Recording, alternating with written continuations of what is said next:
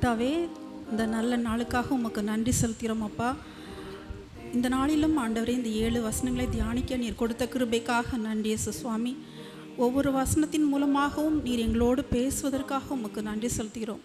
இந்த 7வது வார்த்தையின் மூலமாகவும் நீர் எங்கள் ஒவ்வொருவருடைய நீர் பேச வேண்டுமாறு ஜெபிக்கிறோம். உம்முடைய கிருபைக்காகவும் உம்முடைய இரக்கங்களுக்காகவும் நாங்கள் கெஞ்சுகிறோம். இயேசுவின் மூலம் ஜெபிக்கிறோம் பிதாவே, ஆமென். இயேசு கிறிஸ்து சிலுவையில் சொன்ன 7வது மற்றும் கடைசி வார்த்தை லூக்கா 23வது அதிகாரம் 46வது வசனம். இயேசு, பிதாவே, உம்முடைய கைகளில் என் ஆவியை ஒப்புவிக்கிறேன் என்று சொல்லி தன் ஜீவனை ஒப்படைத்தார். ஏசப்பா சிலுவையில் இப்போ தன்னுடைய ஆவியை ஒப்படைச்சிட்டாரு. இப்போ ஒப்படைச்சிட்டு எங்கே போக போகிறாரு? ஏன்னா ஏசப்பாவை நம்பி நிறைய மக்கள் இருந்தாங்க. இவர் நம்மளை ரட்சிப்பார், நம்மளை காப்பாற்றுவார் அப்படிங்கிற ஒரு நம்பிக்கையோடு என்ன செஞ்சாங்க, நிறைய பேர் இருந்தாங்க. இப்போ என்ன ஆச்சு அப்படின்னா, ஏசப்பா தன்னுடைய ஆவியை ஒப்படைச்சிட்டாரு, மரணம் அடைஞ்சிட்டார். இப்போது இவங்க எல்லாருக்கும் ரொம்ப துக்கமாயிட்டு. ஏசப்பா நம்ம கூட இருப்பார், நம்மளை காப்பாற்றுவார், நம்மளை ரட்சிப்பார் நம்ம நினச்சோம். ஆனால் அவர் போயிட்டாரே, இப்போ நம்ம என்ன செய்ய போகிறோம் அப்படின்னு சொல்லி ரொம்ப கவலைப்பட்டாங்க. லூக்கா 24:17 நம்ம இதை வாசிக்கலாம். ரொம்ப துக்கத்தோடு அவருடைய சீஷர்கள் 2 பேர் நடந்து போனாங்க அப்படின்னு சொல்லி சொல்லப்பட்டிருக்கு. எல்லாருக்கும் ஒரே கவலை, ஒளிஞ்சிக்கிட்டாங்க. அப்போது ஏசப்பா எங்கே போனார்? அவர் ஏற்கனவே சொல்லியிருந்தார், அதை அவங்க மறந்துட்டாங்க. 14வது அதிகாரம் 1-3 வசனங்களில் சொல்லப்பட்டிருக்கு. நான் வேறு எங்கும் போகலை, நான் எங்கே போகிறேன்? உங்களுக்காக ஒரு ஸ்தலத்தை ஆயத்தம் பண்ண போகிறேன். அங்கே ஆயத்தம் பண்ணிவிட்டு மறுபடியும் திரும்பி வருவேன், வந்து உங்கள் எல்லாரையும் என்ன செய்ய போகிறேன், கூட்டிகிட்டு போகிறேன் அப்படின்னு சொல்லியிருக்கார். அப்போது ஏசப்பா எங்கே போயிருக்காரு? ஒரு ஸ்தலத்தை ஆயத்தம் பண்ணுறக்காக போயிருக்கார். நீங்கள் எல்லோரும் துக்க முகமாக இருக்கிறீங்க. ஒருவேளை 7 பிரசங்கம் கேட்டு துக்கம் ஆயிட்டீங்களா, அல்லது ஏசப்பா இறந்து போயிட்டாருன்னு துக்கமாக இருக்கிறீங்களான்னு தெரியல. ஏசப்பா இறந்து போயிட்டாரா, உயிரோடு இருக்காரா?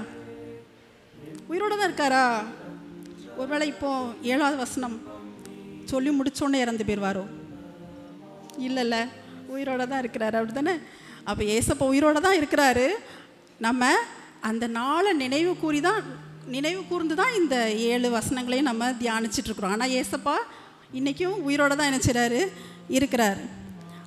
ஏசப்பா அவருடைய உயிரை தானாக தான் என்ன செஞ்சாராம், ஒப்பு கொடுத்தாராம். யாரும் அவர்கிட்ட இருந்து என்ன செய்யலை, எடுக்கலை. அதாவது யோவான் 10வது அதிகாரம் 17-18 வசனங்களில் சொல்லப்பட்டிருக்கு. யாராவது ஒருத்தர் வாசிக்கலாம். ஏசப்பாவோட உயிரை யாரும் என்ன செய்ய முடியாது, எடுக்க முடியாது. அவரே கொடுத்தாரு. 3 நாள் கழித்து அவரே என்ன செய்வாராம், திரும்ப பிதா கிட்ட இருந்து வாங்கிக்கிடுவாராம் அப்படின்னு சொல்லிட்டு அவர் சொல்கிறாரு. இன்னொன்று லூக்கா 13:33 நம்ம இதை வாசிக்கிறோம். ஏரோது கிட்ட அவர் லூக்கா 13:33, என்னை யாரும் கொல்ல முடியாது, நான் என்ன செய்யணும், ஊழியம் செய்யணும், என் ஊழியத்தெல்லாம் முடித்ததுக்கப்புறம் தான் நான் என்ன செய்வேன், என்னுடைய ஆவியை ஒப்பு கொடுப்பேன்னு சொல்லிட்டு ஏரோதுக்கு அந்த நரிக்கு சொல்லுங்கள்னு ஏசப்பா சொல்கிறத நம்ம பார்க்குறோம்.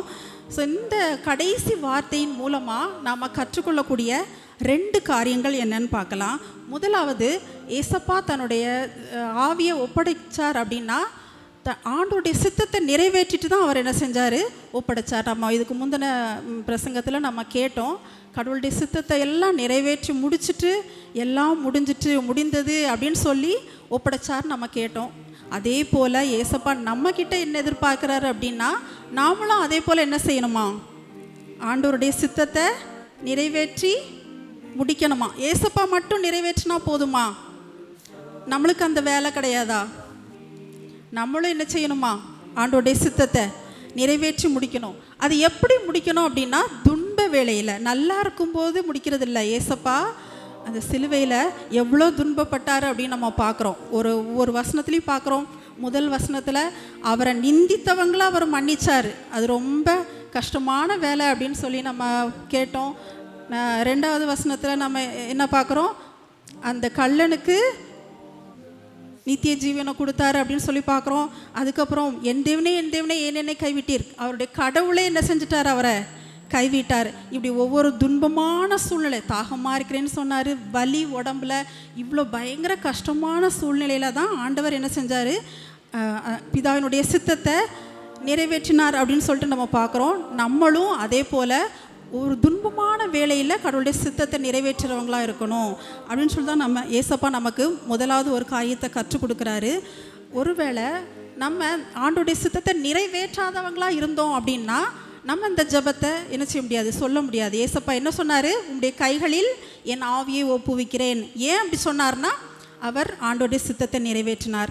இதே போல் ஆண்டோடைய சித்தத்தை நிறைவேற்றின இன்னொருத்தர் இதே ஜெபத்தை சொன்னார். அது யாருக்காச்சும் தெரியுமா? ஸ்தேவான் என்ன சொன்னார், இயேசு சாமி கிட்ட என்னுடைய ஆவியை நான் ஒப்படைக்கிறேன்னு சொன்னார். அவர் எப்போ சொன்னார், என்ன சூழ்நிலை சொன்னார்?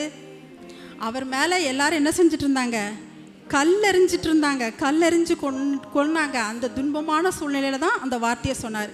இதுலேருந்து நம்ம நல்லா தெரிஞ்சுக்கணும், நம்ம ஆண்டுடைய சித்தத்தை நிறைவேற்றுறவங்களாக இருந்தால் நம்முடைய மரண நேரத்துலையும் நம்ம என்ன தான் சொல்லுவோம், பிதாவே உடைய கைகளில் என் ஆவியை ஒப்படைக்கிறேன்னு சொல்லுவோமா? நம்ம பயந்து அலறவங்களாம் நம்ம என்ன செய்ய மாட்டோமா, இருக்க மாட்டோமா? ஒருவேளை நம்ம ஆண்டுடைய சித்தத்தை நிறைவேற்றாதவங்களாக இருந்தால் நம்ம என்ன ஜெபம் சொல்லுவோம் அப்படின்னா, நம்ம பைபிளில் ஒரு சம்பவம், யோனாவை பற்றி நமக்கு தெரியும். யோனா என்ன ஜெபிச்சாரு அப்படின்னு தெரியுமா? ஆண்டவரே, யோனா என்ன ஜெபிச்சார்? யோனா 4வது அதிகாரம் 3வது வசனத்தில், என்னுடைய ஜீவனை நீர் எடுத்துக்கொள்ளும், நான் வாழ்கிறதை பார்க்கிலும் சாகிறது நலம் அப்படின்னு சொல்லி ஜெபிச்சார். ஏன் இந்த ஜெபத்தை யோனா ஜெபிச்சார் அப்படின்னா, அவரால் ஆண்டோடைய சித்தத்தை என்ன செய்ய முடியலை, நிறைவேற்ற முடியலை. அதனால தான் அப்போ நம்மளும் ஆண்டோடைய சித்தத்தை நிறைவேற்ற முடியாதவங்களாக இருந்தோம்னா நம்மளாலே எப்படி ஜெபிக்க முடியாது?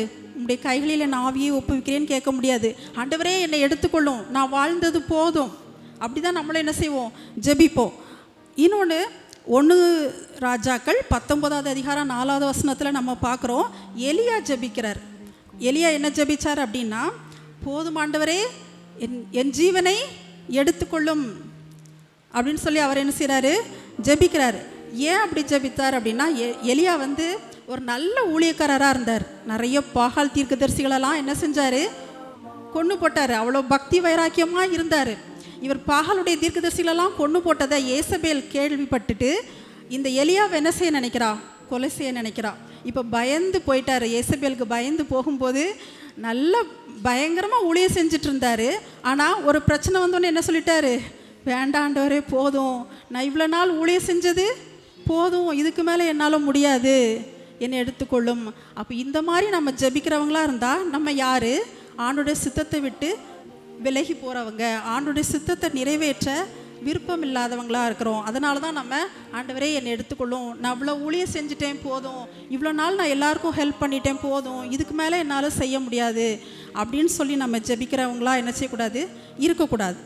ரெண்டாவதாக இன்னொரு காரியம் என்ன கற்றுக் கொடுக்கப்படுது அப்படின்னா, இயேசுசாமி சொல்கிறாரு, என்னுடைய ஆவியை உம்முடைய கரங்களில் ஒப்படைக்கிறேன். ஜூயிஷ் பெண்கள் யூதர் பெண்கள் அவங்களுடைய குழந்தைகளுக்கு ஒரு ப்ரேயர் சொல்லி கொடுப்பாங்களாம். என்ன, இதே ப்ரேயர், பிதாவே உம்முடைய கைகளில் என் ஆவியை ஒப்படைக்கிறேன். இந்த ப்ரேயரை அவங்க பிள்ளைங்களுக்கு தினமும் நைட்டு படுக்கும்போது ப்ரேயர் பண்ணிட்டு தான் படுப்பாங்க. ஒருவேளை நம்ம நினைக்கலாம் இது இறந்து போகும்போது பண்ணக்கூடிய ப்ரேயர் அப்படின்னு நம்ம நினச்சிட்டு இருக்கலாம்.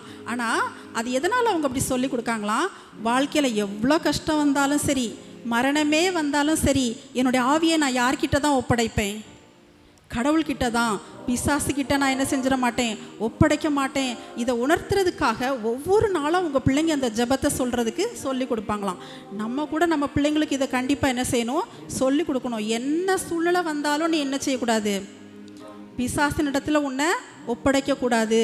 இப்போ பிரச்சனைகள்லாம் வருது, நல்லா இருக்கும்போது எல்லாரும் ஆண்டோடைய ஊழியத்தை நல்லா செஞ்சிட்ருப்போம். ஆனால் பிரச்சனை வரும்போது என்ன செஞ்சுருவாங்க, எல்லாரும் பின் வாங்கிடுவாங்க. நம்ம கிறிஸ்தவங்க எல்லாருமே துன்ப வேலையை கடந்து தான் வருவோம். துன்ப வேலையை கடந்தால் தான் நமக்கு அந்த வெற்றியே கிடைக்கும். அப்படி இல்லாமல் நம்ம என்ன செய்ய முடியாது, நம்ம சாட்சியாக நிற்கவே முடியாது. எவ்வளவோ ஊழியக்காரங்க இருக்காங்க, ஆனால் பிரச்சனை வந்தோடனே நிறைய பேர் பின் வாங்கி போயிடுவாங்க. ஒரு சிலர் தான் ஏசப்பா ஜெயிச்சது போல் என்ன செய்வாங்க, ஜெயிப்பாங்க. நம்ம கிரஹாம் ஸ்டெயின்ஸ் தெரியும், அவங்களுக்கு ஒரு பெரிய ஒரு சோதனையான நேரம் வந்துச்சு. அதில் அவங்க ஜெயிச்சாங்களா தோத்தாங்களா? கிரஹாம் ஸ்டெயின்ஸோட ஒய்ஃபு என்ன சொன்னாங்க? அவரையும் அவருடைய குழந்தைகளையும் கொண்டவங்கள மன்னிச்சிட்டேன்னு எவ்வளோ அழகாக ஜெயிச்சிட்டாங்க. இந்த மாதிரி டெஸ்ட்டு நம்ம எல்லாருக்கும் வாழ்க்கையில் என்ன செய்யும்? கண்டிப்பாக வரும். ஒவ்வொரு நாளும் கூட வரலாம். ஆனால் நம்ம நல்லா எல்லோரும் நம்மளை என்கரேஜ் பண்ணிகிட்டு இருக்கும்போது நம்ம நல்லா ஊழியம் பண்ணிகிட்ருப்போம். ஆனால் ஒரு வேளை தூக்கி ஜெயிலில் போட்டாங்க அல்லது எல்லாரும் நம்மளை ப்ளேம் பண்ணுறாங்க, அந்த சிச்சுவேஷனில் நம்ம எப்படி நடந்துக்கிறோம், நம்ம எப்படி ப்ரூஃப் பண்ணுறோம், அதில் தான் இருக்குது நம்ம அந்த டெஸ்ட்டில் பாஸ் பண்ணுறோமா இல்லைனா ஃபெயில் ஆகிறோமா அப்படிங்கிறது. இப்போ உள்ள பிள்ளைங்கள்லாம் பார்த்தீங்கன்னா ஒரு சின்ன பிரச்சனை, இப்போ சண்டே ஸ்கூலில் பிள்ளைங்களை திட்டுனா என்ன செய்வாங்க? அக்கா திட்டாங்க இனிமேல் என்ன செய்ய மாட்டேன், போக மாட்டேன், விபிஎஸ்க்கு போக மாட்டேன். அது மாதிரி சர்ச்சில் திட்டாங்க, நான் சர்ச்சு பக்கமே வர மாட்டேன் அப்படின்னு என்ன செஞ்சிருந்தாங்க? ஒரு சின்ன சின்ன கஷ்டம் வந்தால் கூட ஆண்டவர் விட்டு என்ன செஞ்சுருந்தாங்க? ஓடி போயிருந்தாங்க. அப்போ நம்ம பிள்ளைங்களுக்கு என்ன கற்றுக் கொடுக்கணும்? என்ன பிரச்சனை வந்தாலும் நீ ஆண்டவரிடத்தில் ஒன்றை ஒப்படைக்கணும், பிசாசின் இடத்துல ஒப்படைக்கக்கூடாது. இப்போ ஈஸியாக பிசாசு என்ன செஞ்சுருக்கான்? வலையை விரிச்சிருக்கான் பிள்ளைங்க மத்தியில். என்ன செய்கிறாங்க? ஒரு டவுட் வந்துருச்சா, கவலை வந்துருச்சா, சந்தோஷமா, சந்தேகமா, யார் கையில் போய் விழுறோம்?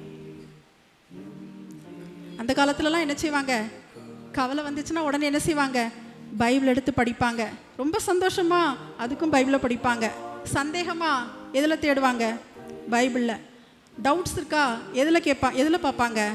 பைபிளில் தான். ஏன்னா ஆண்டவர்கிட்ட சரண்டர் ஆயிருந்தனால. ஆனால் இன்னைக்கு நிலைமை என்ன செஞ்சுட்டு மாறிட்டு, கவலையா எதில் போய் சர்ச் பண்ணுவாங்க? இன்டர்நெட்டில். சந்தோஷமா, ஃபெயிலியரா, சக்ஸஸா, வியாதியா, எல்லாத்துக்கும் எதில் தான் போய் சர்ச் பண்ணுறாங்க? இன்டர்நெட்டில். அப்போது நம்ம பிள்ளைங்களுக்கு கண்டிப்பாக கற்றுக் கொடுக்கணும், உனக்கு என்ன வந்தாலும் நீ யார்கிட்ட சரண்டர் ஆகணும்? கடவுள்கிட்ட. இன்டர்நெட்டை போய் பார்த்தா பிசாசுக்கிட்ட உன்னை ஒப்படைச்சிட்டேன்னு அர்த்தம். நீ பைபிளை தேடினா நீ ஆண்டவர்கிட்ட உன்னை ஒப்படைச்சிருக்கேன்னு அர்த்தம். இந்த 2 காரியங்களையும் நம்ம இன்னைக்கு இந்த 7ஆம் வசனத்தில் கற்றுக்கொண்டிருக்கிறோம். எப்பேற்பட்ட துன்பமாக இருந்தாலும் நம்ம ஆண்டவருடைய சித்தத்தை நிறைவேற்றுறவங்களாக இருக்கணும். எந்த சூழ்நிலையும் நம்முடைய ஆவியை நம்ம கடவுளிடத்தில் ஒப்படைக்கிறவங்களாக இருக்கணும். இப்படிப்பட்ட ஆசீர்வாதத்தை ஆண்டவர் நம்ம ஒவ்வொருவருக்கும்